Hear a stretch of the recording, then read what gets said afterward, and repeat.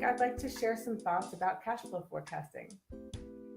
What I have learned is that there's a huge disconnect between three different aspects of cash flow forecasting.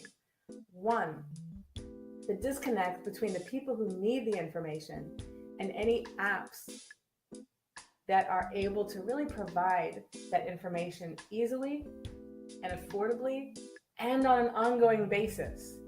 You wouldn't think that third part would be important, but it is. Certain techniques or cash flow forecasting techniques or applications are really good for one-time use. I'm going to do a cash flow forecast to show the bank this, or to show prospective investors this, or do a one-time thing with a what-if scenario. Okay, I get that. I mean, if it's a what-if scenario, it's a model, not a forecast, but it's future-facing. However, there's not much really good that exists that can give a user something with all of those capabilities. Something else, I mean, I like zero and float. Zero and float are a pretty good combination. But a lot of you really need something custom made in Excel a lot of the time. And if you have the skill in-house to do that, more power to you. A lot of people don't, understandably, because they've been spending their time developing skills in other areas. But some of the more robust packages that can actually help to do cash flow forecasting on an ongoing basis cost a fortune. And for smaller nonprofits or for smaller for-profit businesses, the return on investment isn't necessarily there. So that's one of the disconnects. Another disconnect is typically between the people who need that information and their ability to ask for what they need, to know that they have the people on their team to deliver what they need, and to design how that cash flow forecast needs to go. A couple of examples.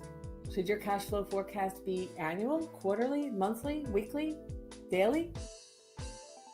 How many of those periods ahead do you need to see in order to make some decisions? And we'll go back to decisions in just a moment.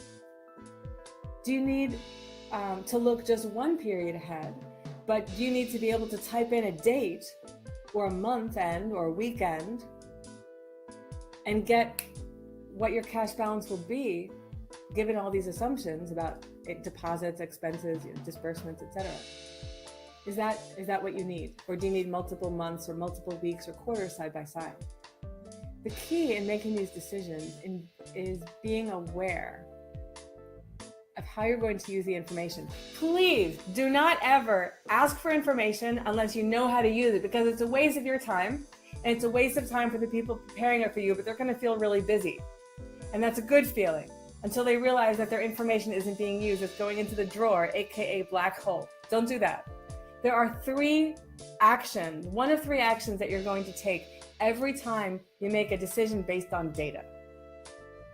1, yes, this is going amazingly well. This is fantastic. And it's time to congratulate everybody and move on to the next big initiative, because boy, we have a ton of money and it's going really well according to plan. Woohoo! Let's go and take advantage of the next big thing. Option 2. All right, we're doing okay. Let's hold it steady. Let's hold it steady. We're going to be okay. Or option 3. Oh, bleep. We're going to run out of money in 3 weeks. Or we're going to run out of money in 3 quarters. We're going to run out of money in 2 months. Or, we're not going to be able to make payroll this month. What can we do now to accelerate income, decelerate expenses, make sure that nobody is stealing our money and committing fraud? What can we do right now to put a stop to that? One of those 3 actions is what you need to take whenever you look at financial information to make a decision. So looking at a cash flow forecast is an incredibly powerful tool that can help you seize opportunities with a higher risk profile if you're ready, because hopefully with higher risk comes higher reward. It can help you sleep better at night, congratulate the team, know that you're sailing on the right course, or it can help you take corrective action before it's too late. Yes, before it's too late. Don't ever run your business or your organization just on your bank account alone. That tells you about the past. It doesn't tell you anything about your future. So cash flow flow forecasting is the essential, which is really the final missing piece here. And then I'll go ahead and answer our final question for today's show.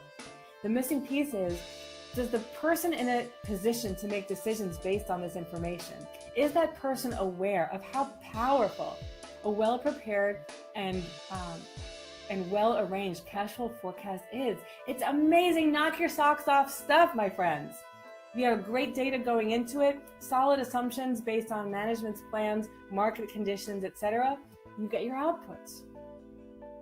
So that's my spiel on cash flow forecasting. I hope it caused you to go, or yes, you know what? We're doing really well. It's time to celebrate. Or, oh, beep, let's solve this problem before it gets any worse, because now I know about it. So if any of this kicked off any of those thoughts, beginning with, I need to go get myself a cash flow forecast, then your time was well spent in today's call.